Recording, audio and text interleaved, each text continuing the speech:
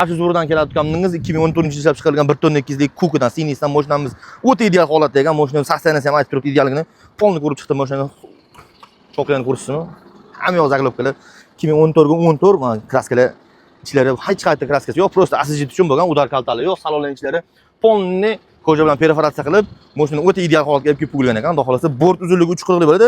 130 turbo dizel motorda, ikkita 100 tali metan gaz baloni bor, orqa balolar 70-80% da. Mashinamiz ishga tayyor, ideal holatda Kia Bongo 2014-yil 1.2 degan uzun muxlislar ko'p. Bort uzunligi 340, buniki tayyor mashinamiz. Mashinani qiziqqan aloqa chiqarsa telefon raqamini qoldirib qo'yaman. Narxini o'zingizlar belgilang, kommentariyaga mashinaga bitta narx beringlar-chi. Men narx aytmayman, telefon raqamlarini qoldirib qo'yasizlar. Mana bu kapotdan ichlari ham, cho'qlari ham taqchab turibdi, ko'rib turibsizlar. Bunaqa ezilgan, qiynalgan mashina emas. Mashinamiz ramalari hamma yo'g'i javob, xudo xolasa.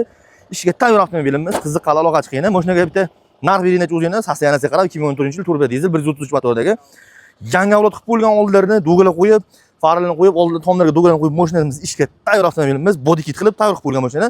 Qiziqqanlarga telefon raqamini qoldirib qo'yaman.